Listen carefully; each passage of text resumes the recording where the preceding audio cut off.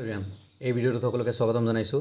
Scooty distribution 2025-26 বৰ্ষৰ এই ভিডিঅ'ৰ থ্ৰুদি কেইবাটাও ইম্পৰ্টেণ্ট ইনফৰমেশ্যন বা আপডেট দিবলৈ লৈছোঁ। প্লিজ যিবোৰ ষ্টুডেণ্টে স্কুটি পাবা বা যিবোৰ ষ্টুডেণ্টৰ মনত খেলি মেলি হৈ আছে কিমান পাৰ্চেণ্টেজত স্কুটি দিব, প্লিজ ভালকৈ কথাখিনি শুনিবা আৰু যদি নতুনকৈ আহিছা চেনেলটো ছাবস্ক্ৰাইব কৰিবা আৰু ভিডিঅ'টো ভাল লাগিল লাইক কমেণ্ট শ্বেয়াৰ কৰিবা। চ' স্কুটি ডিষ্ট্ৰিবিউশ্যন 2025-26 বৰ্ষ জেনেৰেলি আমি দেখা পাওঁ যে লাষ্ট প্ৰিভিয়াছ ইয়াৰ 2024লৈকে ষ্টুডেণ্টবোৰক যিবোৰ ষ্টুডেণ্টে ছোৱালী 60% আৰু ল'ৰা 75% পাইছে সেইবোৰ ষ্টুডেণ্টক স্কুটি দিয়া হৈছে। বাট 2024 বৰ্ষত 10 ডিচেম্বৰ তাৰিখে এটা ডিচিশ্যন লয় গভৰ্ণমেণ্ট অফ আছাম, অসম গভৰ্ণমেণ্টে, যে কেবিনেটে যে নেক্সট ইয়াৰৰ পৰা 80% পালেহে বহুত বয়জ এণ্ড গাৰ্লছ 80% পালেহে স্কুটি দিয়া হ'ব। তো সেইখিনিয়ে এইবাৰ আৰম্ভ হ'ল, কণ্ট্ৰভাৰ্চি আৰম্ভ হ'ল 2025 বৰ্ষত। যিবোৰ ষ্টুডেণ্টে 2025ত HS পাছ কৰিছা, তোমালোকৰ বহুত ষ্টুডেণ্টে মই দেখিছোঁ নলবাৰী, বাক্সা, শিৱসাগৰ, যোৰহাটত বহুত ল'ৰা ছোৱালীয়ে ষ্ট্ৰাইক কৰিছে যে ল'ৰাৰ কাৰণে 75% আৰু ছোৱালীৰ কাৰণে আগতীয়া 60%, সেইটো নিয়ম হ'ব লাগে। চ' বহুতে ৰিকুৱেষ্ট কৰিছে ডক্টৰ হিমন্ত বিশ্ব শৰ্মা ছাৰক, ৰনোজ পেগু ছাৰক। তাৰে পিছত কি হ'ল সেইখিনি আপডেট মেইন কথা।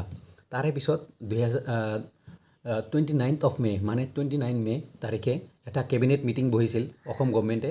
তাতে আৰু ডক্টৰ ৰনোজ পেগু ছাৰে এইখিনি কথা আপডেট দিছে ছাৰৰ টুইটাৰ হেণ্ডেলত বা টুইটাৰ একাউণ্টত, যে HS যিটো scooty distribution, Pragyan Bharati scooty distribution, তাতেও উল্লেখ কৰিছে যে 80%তে স্কুটি দিয়া হ'ব। মেইন কথা হ'ল যিবোৰ ষ্টুডেণ্টে 80% পাইছে সেইবোৰ ষ্টুডেণ্টকে স্কুটি দিয়া হ'ব, আৰু বাকী তলৰ যিমান ষ্টুডেণ্ট আছে 60 ছোৱালী 60 আপত আছে বা ল'ৰা 75 আপত আছে সেইবোৰক দিয়া নহয়। একদম উল্লেখ কৰিছে যে Banikanta Kakati award scooty for the student 80% and plus HS exam, মানে প্লাছ ইন HS এক্সাম, মানে তোমালোকে 80% পাবই লাগিব। যিবোৰ ষ্টুডেণ্টে ষ্ট্ৰাইক কৰিছা বা প্ৰটেষ্ট কৰিছা, ৰিকুৱেষ্ট কৰিছা, তাৰপিছত এইখিনি আপডেট আহিছে মেইন কথা। আৰু এটা কথা মেইন ইম্পৰ্টেণ্ট কথা, তোমালোকে যিবোৰ ষ্টুডেণ্ট পাবা 80%ৰ ওপৰত বা আৰু যিবোৰ 80%ৰ তলত, ভালকৈ কথাখিনি শুনিবা। যিবোৰ ষ্টুডেণ্ট 80%ৰ তলত, তোমালোকে প্লিজ টুইট কৰিব পাৰা, নাইবা চিফ মিনিষ্টাৰ অফ আছাম এটা ৱেবছাইট আছে, তাতেও তোমালোকে ৰিকুৱেষ্ট কৰিব পাৰা। চ' সেইখিনি পিচফুলি ৰিকুৱেষ্ট কৰিবা। মেবি সম্ভৱতঃ চেঞ্জ হ'ব পাৰে বা নহ'বও পাৰে। মষ্ট প্ৰবেবলিতো চেঞ্জ নহয়, বাট চেঞ্জ হ'ব পাৰে। অসম গভৰ্ণমেণ্টে চেঞ্জ কৰিব পাৰে বা সিদ্ধান্ত ল'ব পাৰে। চ' সেইটো কৰিব পাৰা। মই এইটো ছাজেষ্ট কৰিম যে তোমালোকে ৰিকুৱেষ্ট মিন যেতিয়ালৈকে এপ্লাই নহয়, এপ্লাই হ'ব, কাৰণ এইবছৰ এপ্লাই হ'ব, তোমালোকে ৰিকুৱেষ্ট কৰি যোৱা। অ'কে, প্লিজ ৰিকুৱেষ্ট কৰি যোৱা, পিচফুলি মেনাৰত ৰিকুৱেষ্ট কৰি যোৱা। মেবি ডক্টৰ হিমন্ত বিশ্ব শৰ্মা ছাৰে চেঞ্জ কৰি দিব পাৰে বা ৰনোজ পেগু ছাৰে চেঞ্জ কৰি দিব পাৰে। আৰু যিবোৰ ষ্টুডেণ্টে 2025 বৰ্ষত স্কুটি পাবা, HSত মানে 80% পাইছা আৰু কলেজত এডমিশ্যন লৈছা, যদি কলেজত এডমিশ্যন নোলোৱা এইবাৰ দিয়া নহয়, 100% কথা ক'তো উল্লেখ নাই, বাট আহি যাব। যিখিনি এপ্লাই কৰিব লগা, যিখিনি অফিচিয়েল ন'টিছ, সেইটোৰ কথাও কৈছে যে সেইটোৰ কাৰণে কি ইমপ্লিমেণ্টেশ্যন কৰিব, SOP ইমপ্লিমেণ্টেশ্যন অফ SOP, মানে যিখন মানে ৰুলছ এণ্ড ৰেগুলেশ্যন বা মেইনলি ৰুলছ এণ্ড ৰেগুলেশ্যন থাকিব, সেইবোৰ অতি সোনকালে আপডেট দিব, ৱেবছাইটত দিব ডাইৰেক্টৰ অফ হায়াৰ এডুকেশ্যন। যিবোৰ ষ্টুডেণ্টে পাবা, আৰু সেইটোত থাকিব মাষ্ট বি যে তোমালোকে কলেজত এডমিশ্যন লৈছা নে নাই আৰু কলেজত পঢ়ি আছা নে নাই, এইটো থাকিব। চ' তোমালোকে কলেজত এডমিশ্যন লোৱা যিবোৰ ষ্টুডেণ্টে 80%ৰ ওপৰত পাইছা, আৰু তাৰে কাৰণে তোমালোকে ফৰ্ম ফিল আপ কৰিব লাগিব।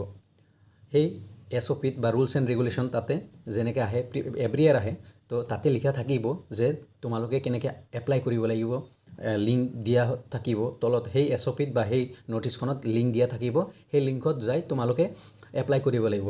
তাতে 100% তোমালোকৰ কলেজ ডকুমেণ্টছ খুজিব বা তোমাৰ পাৰ্চেণ্টেজটো খুজিবই, তোমাৰ কলেজ ডকুমেণ্টছ, তোমাৰ ৰোল নাম্বাৰ, এভৰিথিং, মাৰ্কশ্বিট, সেইবোৰ খুজিব। আৰু কোন কলেজত এডমিশ্যন লৈছা, এডমিশ্যন ৰিচিপ্ট, সেইবোৰ মেবি আপলোড কৰিব দিব। তো এইখিনি আছিল মেইন আপডেট।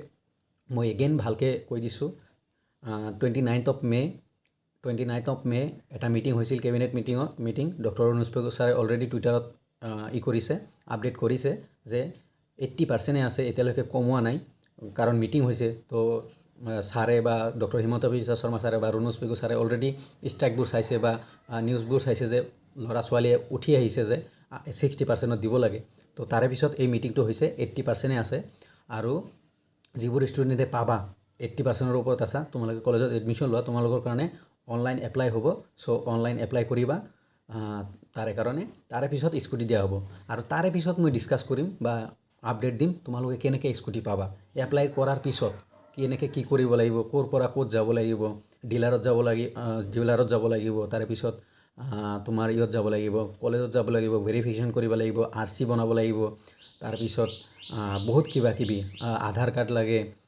বহুত কিবা কিবি সেইবোৰ পিছত কি কৰিম এতিয়া মেইন মুদ্দাটো হ'ল 60% যিটো আছিল সেইটো এতিয়ালৈকে ইমপ্লিমেণ্ট হোৱা নাই যিবোৰ ষ্টুডেণ্টে কৈছিলা যে 60%ত দিব লাগে এতিয়ালৈকে এইটো ইমপ্লিমেণ্ট হোৱা নাই চ' তোমালোকে kindly peacefully doctor Himanta Biswa Sarma ছাৰক বা ৰণোজ পেগু ছাৰক জনোৱা বা পিচফুলি কোৱা যাতে ৰিকুৱেষ্ট কৰা যাতে তোমালোকক দিয়ে অ'কে বহুতে কৈছে যে এইবাৰ চিলেবাছো চেঞ্জ হোৱা নাই হয় চিলেবাছ চেঞ্জ হোৱা নাই ঘপকৈ চেঞ্জ কৰিছে বাট লাষ্ট ইয়েৰ চেঞ্জ কৰিছে চ' তোমালোকে ৰিকুৱেষ্ট কৰা মেবি হ'ব পাৰে তো এইখিনি আছিল মেইন আপডেট 80% আছে বহুতে মই যোৱাকালি দেখিছোঁ যে যোৱাকালিৰ আগদিনা দেখিছোঁ যে কোনোবাই লিখিছে যে ফাইনেলি 60%ত স্কুটি দিবলৈ মান্তি হ'ল অসম চৰকাৰ সেইবোৰ কথা ভুৱা দেই সেইবোৰ কথা ভুৱা যিটো অফিচিয়েল বস্তু আহে সেইবোৰ ডক্টৰ ৰণোজ পেগু ছাৰৰ টুইট চোৱা হিমন্ত বিশ্ব শৰ্মা ছাৰৰ টুইট চোৱা সেইবোৰ চোৱা এইবোৰ মানে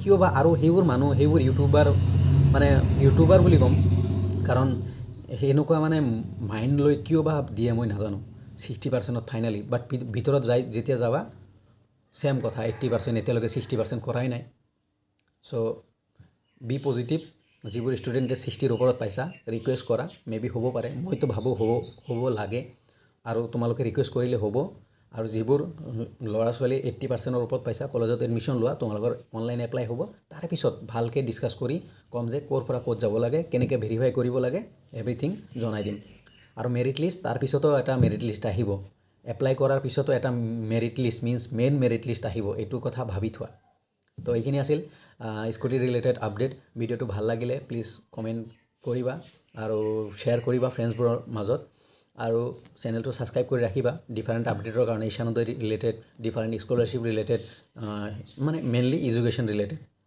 তো থেংক ইউ এভৰিৱান ভিডিঅ'টো ইমানতে সমাপ্ত কৰিছোঁ থেংক ইউ এভৰিৱান গুড